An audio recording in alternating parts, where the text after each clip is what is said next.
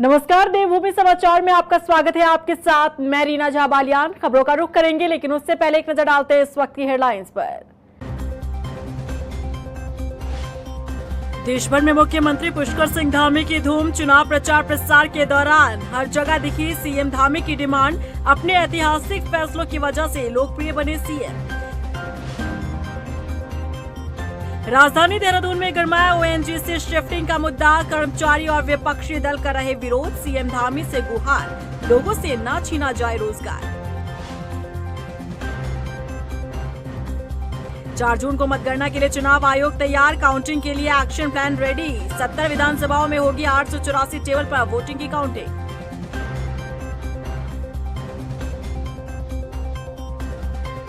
उत्तराखंड में गर्मी ने छुड़ाए लोगों के पसीने। देहरादून में तापमान का पारा हाई। चटक धूप और हीट वेव से जीना हुआ मुहाल।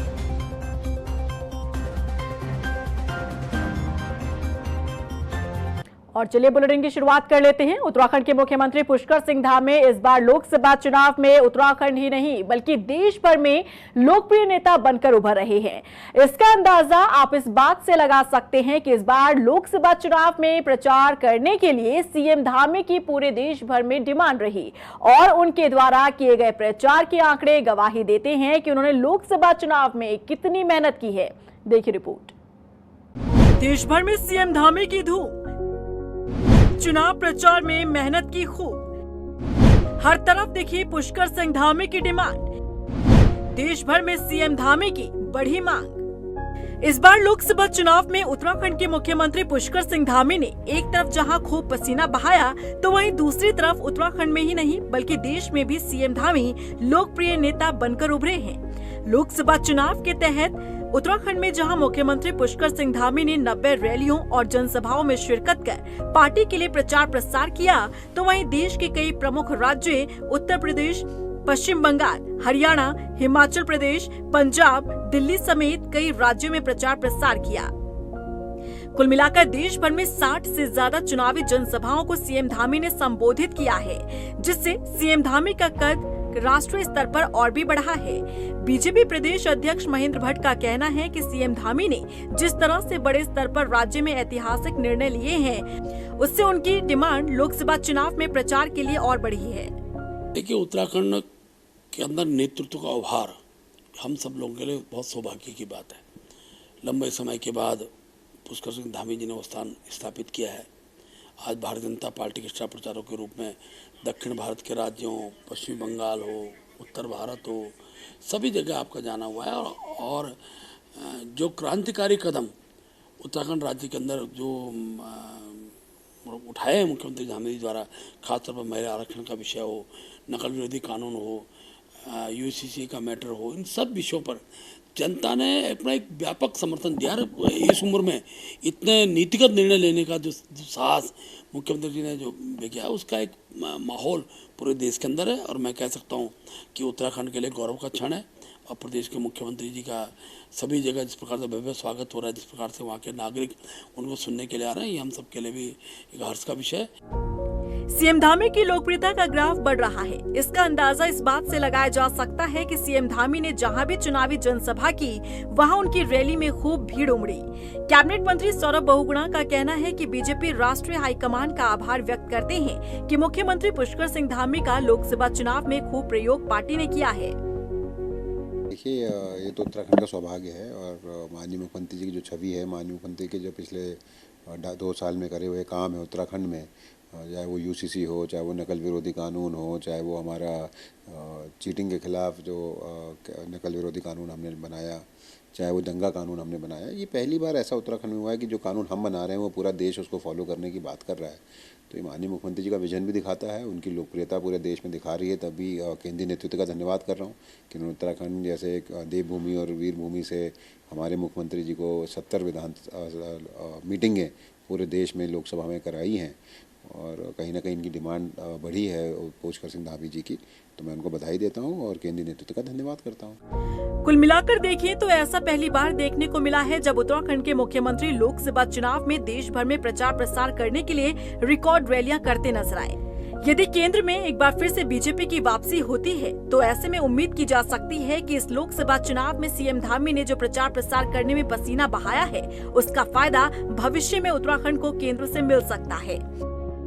उपराष्ट्रपति जगदीप धनखड़ एक दिवसीय नैनीताल दौरे पर रहे, जहां उन्होंने कैची धाम में बाबा नीम करोली के दर्शन किए, जिसके बाद उपराष्ट्रपति पंतनगर यूनिवर्सिटी पहुंचे, जहां उन्होंने कृषि उत्पाद स्टॉल का निरीक्षण और कृषि संग्रहालय का भ्रमण किया। इस दौरान सुरक्षा व्यवस्था के पुख्ता इंतजाम नजर आए। आपको बता दें कि उत्तराखंड दौरे को लेकर उपराष्ट्रपति ने कहा कि वो खुद को सौभाग्यशाली मानते हैं कि उन्हें देवभूमि में आने का मौका मिला।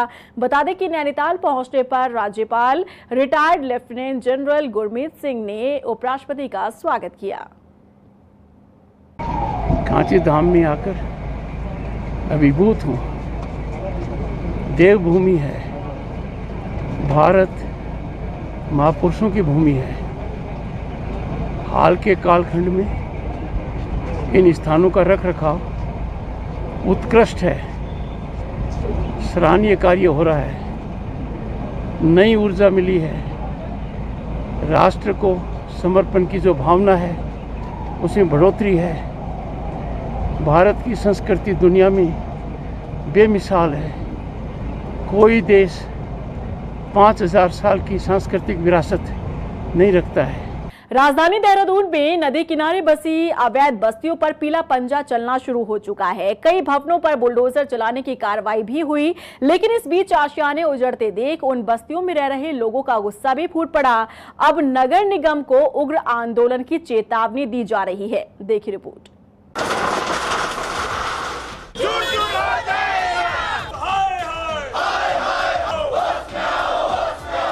राजधानी देहरादून में रिस्पना नदी किनारे बसी अवैध बस्तियों से अतिक्रमण हटाने की कार्रवाई एनजीटी के आदेश के बाद शुरू हो चुकी थी, मगर 2 दिन की कार्रवाई के बाद एक्शन में आए प्रशासन ने अपने पैर पीछे खींच लिए हैं।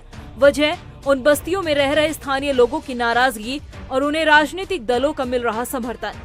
दरअसल रिस्पना नदी के किनारे बसी अवैध बस्तियों को हटाने के एनजीटी ने आदेश जारी किए थे, जिसके बाद नगर निगम एक्शन मोड में आया और बस्तियों पर बुलडोजर चलाने की कार्रवाई शुरू की गई।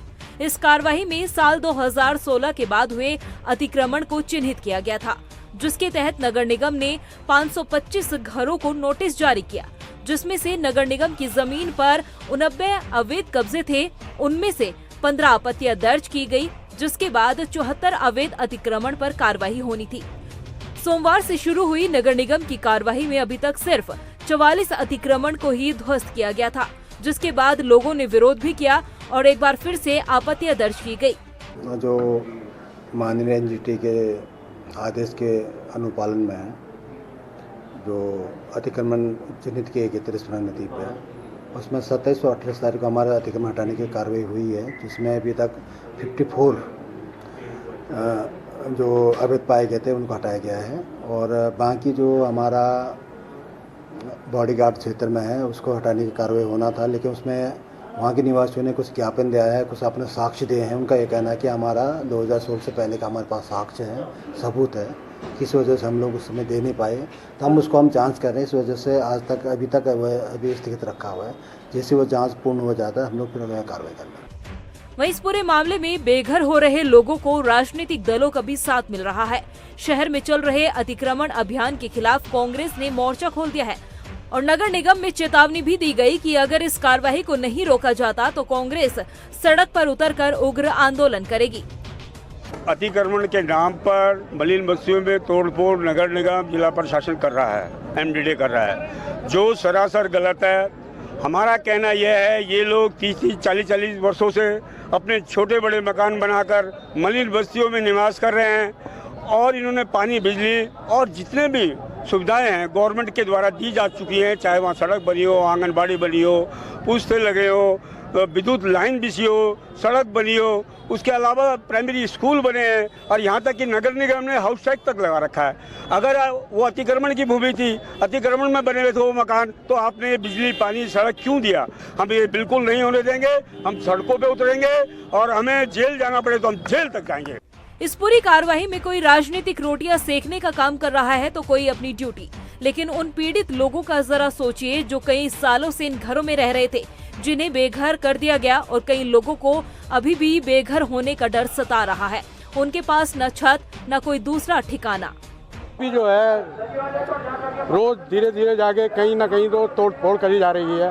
ये लोग जो हैं बिल्कुल चैन नहीं ले रहे हैं। अब इससे बताइए हम क्या करें, क्या परेशानी हमारे सामने बहुत बड़ी परेशानी है। हमें कुछ आवाज ही नहीं है। हम तो यहाँ बेचारे टीन घेर कर रह रहे थे, हमको उजाड़ा जा रहा, हमको धमकी देते हैं, मारते हैं, तंग करते हैं हमको आके।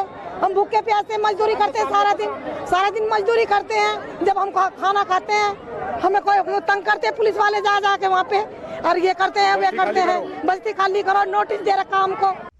एक तरफ उजड़ते आशियानों को बचाने की गुहार है और दूसरी तरफ राजनीति, जो निकाय चुनाव से पहले इस मुद्दे पर अपनी रोटियां सेकने का काम कर रहे हैं। खैर, अब देखना ये होगा कि पीड़ितों के हक में जो आवाज उठाई गई है उसका फायदा उन्हें मिलता है या फिर राजनीतिक दलों को। इन दिनों देहरादून से ओएनजीसी शिफ्टिंग का मुद्दा गरमाया हुआ है। ओएनजीसी कर्मचारी सहित राजनीतिक पार्टियां ओएनजीसी शिफ्टिंग का विरोध कर रही हैं। इस सिलसिले में सीएम धामी से मांग की है कि केंद्र से बातचीत कर ओएनजीसी को दिल्ली शिफ्ट करने से रोका जाए। रिपोर्ट देखिए। तो क्या शिफ्ट हो जाएगा देहरादून से ओएनजीसी? क्या बेरोजगार हो जाएंगे कर्मचारी? क्या छिन जाएगा रोजगार? सीएम धामी से कर्मचारियों की गुहार, ओएनजीसी शिफ्ट होने से बचा लो सरकार। देहरादून में ओएनजीसी की स्थापना 14 अगस्त 1956 में हुई थी। उत्तराखंड बनने के बाद ओएनजीसी के विभागों की शिफ्टिंग की प्रक्रिया धीरे धीरे शुरू हो गई और यहां से ओएनजीसी के कई विभाग दिल्ली शिफ्ट कर दिए गए। अब यहां के कर्मचारियों ने ओएनजीसी मुख्यालय को देहरादून से दिल्ली शिफ्ट होने का अंदेशा जताया है, जिसको लेकर उन्होंने उत्तराखंड के मुख्यमंत्री को पत्र लिखकर इस शिफ्टिंग को रोकने की मांग की है। इन कर्मचारियों का कहना है कि पहले यहां कर्मचारियों की संख्या 3000 से अधिक थी, जो घटकर अब मात्र 1350 रह गई है। यही नहीं, इन 1350 कर्मचारियों में 1200 के लगभग कर्मचारी संविदा पर हैं। ऐसे में ओएनजीसी का मुख्यालय यहां से शिफ्ट होता है तो इनकी नौकरी पर खतरा पैदा हो सकता है। अब ओएनजीसी की शिफ्टिंग के विरोध में कर्मचारी ट्रेड यूनियन इंटेक खड़ा हो गया है। मैं आपको इस बारे में बताना चाहता हूं कि ये प्रक्रिया जो है चल तो रही काफ़ी लंबे समय से, लेकिन सन 2000 से इसने काफ़ी तेज़ी से रफ्तार इसकी तेज़ हो गई। यहाँ पर जो भी अधिकारी दिल्ली के कोई बड़े अधिकारी हैं वो यहाँ आए या बॉम्बे के आए या आसाम के आए, तो उन्होंने यहाँ से धीरे धीरे जो है अपने कुछ सुख चैन की वजह से या और कोई भी उनके दिमाग में कुछ और भी चीज़ें रही होगी, कंपनी को प्रॉफिट पहुँचाने की वजह से, इस तरह से उन्होंने धीरे धीरे यहाँ से जो है हमारे जो अनुभाग थे उनको यहाँ से स्थानांतरित करना प्रारंभ कर दिया था। सन 2000 से ये प्रक्रिया निरंतर बहुत तेज़ी से चल रही है और उसमें बहुत सारे हमारे डिपार्टमेंट जो हैं दिल्ली में स्थानांतरित हो गए। लोग अभी शालीनता के साथ जो हमारा डेमोक्रेटिक पैटर्न है, जो एक सिस्टम है कि हमने अभी यहाँ के जीएम को, जीजीएम को, यहाँ के मुख्य अधिकारियों से बात की है। हमने माननीय मुख्यमंत्री के पास भी ज्ञापन भेजा, उनसे भी अनुरोध किया है, भारत सरकार से भी अनुरोध कर रहे हैं। उसके बाद हमारे पास क्या रास्ता, हमारा आंदोलन का रास्ता। हम नहीं चाहते व्यवधान हो, चूँकि इसमें बाजार भी सहयोग करने को तैयार है, दूसरे सारे डिपार्टमेंट की यूनियन तैयार करने, बेरोजगार संघ इसमें तैयार है, सारे आपसे मतभेद भूलकर इस लड़ाई को लड़ने को सब लोग तैयार है। लेकिन अशांति या व्यवस्था हमारे देहरादून में फैले, राज्य में फैले, वो हम नहीं चाहते। 2018 में ओएनजीसी ने अपना पैन कार्ड देहरादून से दिल्ली शिफ्ट करने का प्रयास किया था। तब कर्मचारियों के विरोध और तत्कालीन मुख्यमंत्री के प्रयास के बाद ये सफल नहीं हो पाया। अब गुपचुप तरीके से ओएनजीसी को दिल्ली शिफ्ट करने को लेकर राजनीति भी शुरू हो गई है। इस पूरे मामले पर कांग्रेस प्रदेश अध्यक्ष करण माहरा का कहना है कि ओएनजीसी की शिफ्टिंग नहीं, एक सोच की शिफ्टिंग हो रही है। ये उत्तराखंड के साथ केंद्र की सोची समझी साजिश है। वहीं कैबिनेट मंत्री सौरभ बहुगुणा का कहना है कि उनकी इस मुद्दे पर मुख्यमंत्री से बात हुई है और जल्द ही सकारात्मक परिणाम सामने आएंगे। और आज एक ऐसी सरकार बैठी है जो बातें तो बहुत बड़ी बड़ी करती है। ओएनजीसी यहाँ काम कर रही थी, उसको करने देते। आपको करना ही था तो नया उपक्रम खोल लेते। आपको, मेरे को समझ में नहीं आता क्या ऐसी नाराज़ी उत्तराखंड जैसे राज्यों से है जिनके पास सीमित संसाधन। आपने ऋषिकेश की दवा फैक्ट्री बंद कर दी, उसको भी बेचने की आप तैयारी कर रहे हैं। और आज ONGC को ले जा रहे हैं, निश्चित ये दुखद है और उत्तराखंड के लोगों के प्राइड को कम करने वाला है। हमारे जो हमको एक गर्व होता था कि उत्तराखंड में ONGC का हेड ऑफिस है, आज हमारे से इसको छीना जा रहा है। निश्चित ही बीजेपी की इस घिनौनी कार्य के प्रति हम विरोध करेंगे। धन्यवाद कर रहा हूँ कि उन्होंने आज भी मैंने प्रेस में देखा है उनका स्टेटमेंट कि वो केंद्र सरकार से इसके ऊपर चर्चा करेंगे, बात करेंगे और पूर्ण कोशिश करेंगे कि ONGC एक बहुत बड़ी संस्था है, रेप्यूटेड संस्था है, top 500 companies in the world में ONGC का नाम है और ये हमारे उत्तराखंड के लिए बहुत गर्व की बात है कि ONGC जैसी संस्था उत्तराखंड में है। तो मुझे पूर्ण उम्मीद है कि माननीय मुख्यमंत्री जी इसका संज्ञान ले रहे हैं और इसका पॉजिटिव रिजल्ट सामने आएगा। ONGC वो संस्थान है जिससे उत्तराखंड को सबसे ज्यादा कर मिलता है।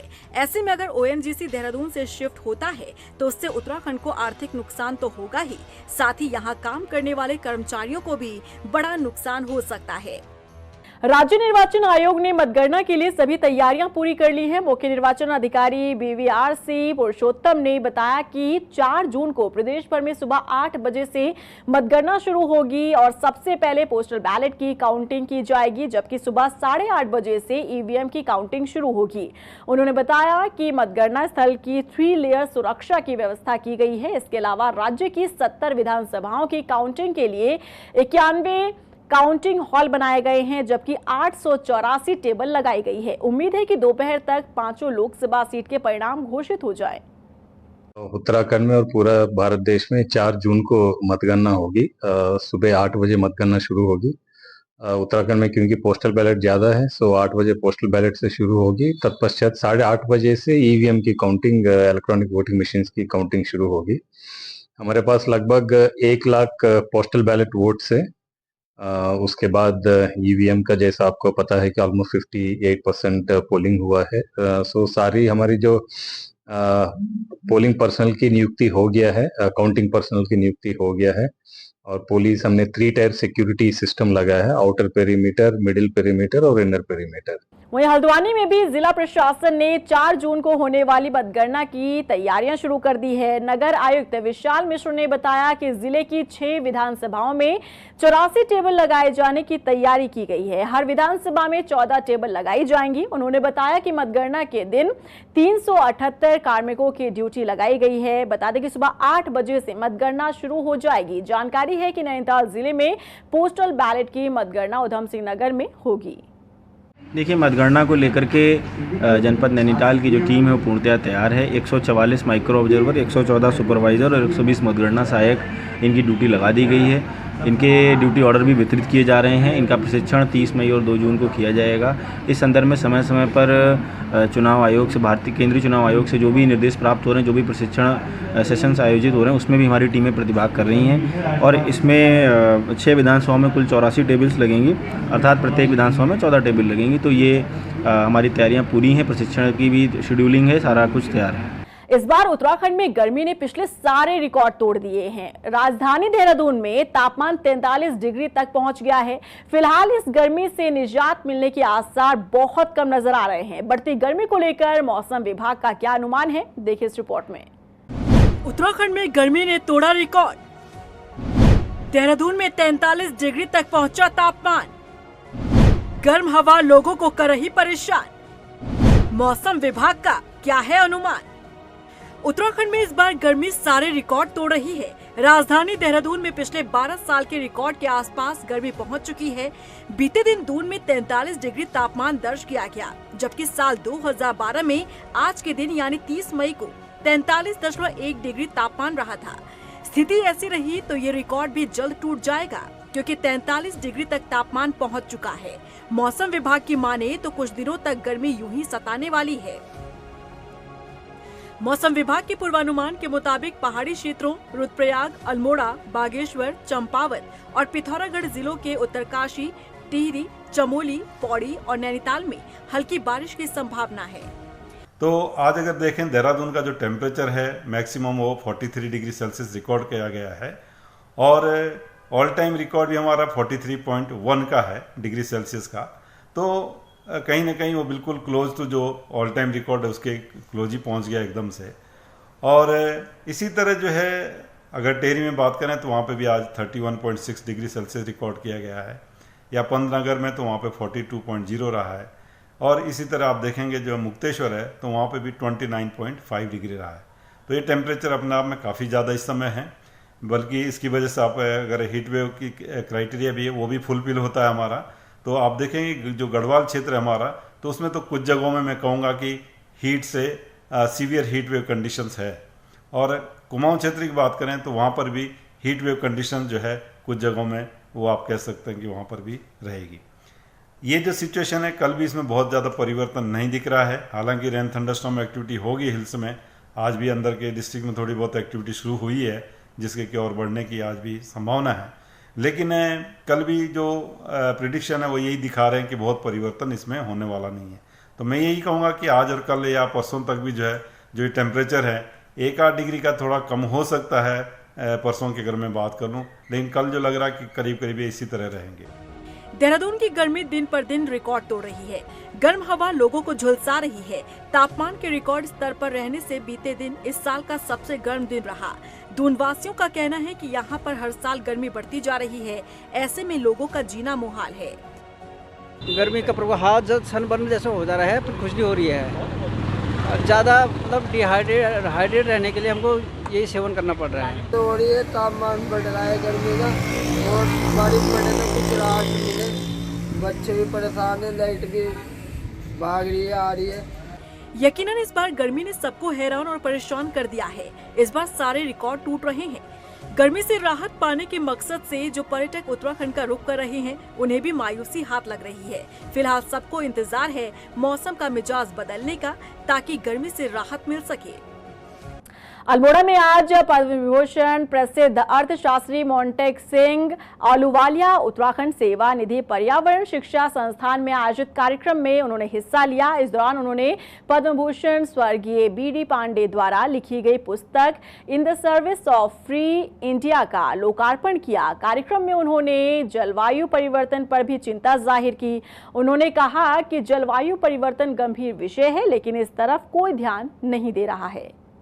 मुझे मेरी इम्प्रेशन ये है कि लोग जानते हैं कुछ क्लाइमेट चेंज है, लेकिन उनको काफ़ी इतना पता नहीं कि इसका क्या असर होगा, हम क्या कर सकते हैं इसको, मतलब इसका इफ़ेक्ट रिड्यूस करने के लिए हम क्या कर सकते हैं, इसके इफ़ेक्ट को काउंटर करने के लिए जैसे कहते हैं अडेप्टेशन। आई मीन मिटिगेशन का मतलब ये है कि ट्राई करो कि ग्लोबल वार्मिंग ना हो, और अडेप्टेशन का मतलब ये है कि कुछ ना कुछ तो हो ही रहा है, तो उसको एडजस्ट करने के लिए हमें क्या करना। गदरपुर में लोग बढ़ती गर्मी के साथ ही बिजली संकट से भी जूझ रहे हैं। आलम यह है कि शहर से लेकर गांव तक विद्युत विभाग के संसाधन हाँफ रहे हैं। लोगों की माने तो कहीं पर विद्युत वोल्टेज कम है तो कहीं बिजली ही गुल है। ऐसे में लोग पर्याप्त बिजली आपूर्ति की मांग कर रहे हैं। वहीं विद्युत विभाग के अधिशासी अभियंता ने बताया कि इस सीजन में ज्यादा तापमान बढ़ने से विद्युत लाइनों में फॉल्ट आ रहा है। हालांकि कर्मचारी व्यवस्था दुरुस्त करने में जुटे हैं। इस समय बिजली की कोई कटौती नहीं हो रही है और उपभोक्ताओं को हम सुचारू रूप से बिजली दे रहे हैं। अगर कहीं किसी उपभोक्ता की कंप्लेन है या कहीं कोई फ्यूज ट्रांसफर का जल गया तो उसके लिए थोड़ा समय लगता है उस कंप्लेन को अटेंड करने के लिए। बाकी हमारी विद्युत व्यवस्था जो है सुचारू रूप से चल रही है। हल्द्वानी की आम्रपाली यूनिवर्सिटी एक बेहतरीन कार्य करने जा रही है। प्रबंधन समिति की माने तो यूनिवर्सिटी में नए कोर्स लाने की तैयारी है। यूनिवर्सिटी प्रशासन इन नए कोर्स में दाखिले के लिए छात्र छात्राओं को स्कॉलरशिप लेकर यूनिवर्सिटी में एडमिशन लेने का मौका दे रहा है। देखिए, सबसे पहली बात तो ये समझिए, क्योंकि हम सबको समझना पड़ेगा कि एनईपी बच्चों को बहुत बड़ा एक सहारा के रूप में आया है। एनईपी की वजह से क्या है, हर प्रोग्राम में मल्टीपल एंट्री एग्जिट आ रहे हैं। तो पहाड़ के बच्चों के साथ कई बार ये होता था कि वो प्रोग्राम में एनरोलमेंट तो कर लेते थे लेकिन पूरा प्रोग्राम पूरा नहीं कर पाते थे। तो एनईपी में उनको ये ऑप्शन मिल रहा है कि अगर 1 साल बाद वो प्रोग्राम छोड़ते हैं तो उनके लिए वो प्रोग्राम कहीं व्यर्थ नहीं जा रहा। वो 1 साल बाद सर्टिफिकेशन ले सकते हैं, 2 साल बाद छोड़ते हैं तो उन्हें डिप्लोमा मिलता है, 3 साल बाद छोड़ते हैं तो उन्हें डिग्री मिलती है, 4 साल बाद छोड़ते हैं तो degree with honours and research मिलती है। उधर लक्सर में अज्ञात शख्स का शव मिलने से हड़कंप मच गया। बता दें कि सूचना के बाद मौके पर पहुंची पुलिस ने शव को कब्जे में लेकर पोस्टमार्टम के लिए भिजवाया। वहीं मृतक के पास मिले दस्तावेज, उसकी पहचान उससे की गई है। पुलिस के मुताबिक मृतक उत्तर प्रदेश के बदायूं का रहने वाला है, जो लक्सर के आसपास भीख मांगकर अपना गुजर बसर कर रहा था। बता दें कि पुलिस मृतक के परिवार के संपर्क से करने की कोशिश कर रही है। और इसी के साथ फिलहाल इस बुलेटिन में बस इतना ही, लेकिन चलते चलते एक नजर डालते हैं इस वक्त की हेडलाइंस पर। देश भर में मुख्यमंत्री पुष्कर सिंह धामी की धूम। चुनाव प्रचार प्रसार के दौरान हर जगह दिखी सीएम धामी की डिमांड। अपने ऐतिहासिक फैसलों की वजह से लोकप्रिय बने सीएम। राजधानी देहरादून में गरमाया ओएनजीसी शिफ्टिंग का मुद्दा। कर्मचारी और विपक्षी दल कर रहे विरोध। सीएम धामी से गुहार, लोगों से ना छीना जाए रोजगार। 4 जून को मतगणना के लिए चुनाव आयोग तैयार। काउंटिंग के लिए एक्शन प्लान रेडी। 70 विधानसभाओं में होगी 884 टेबल पर वोटिंग की काउंटिंग।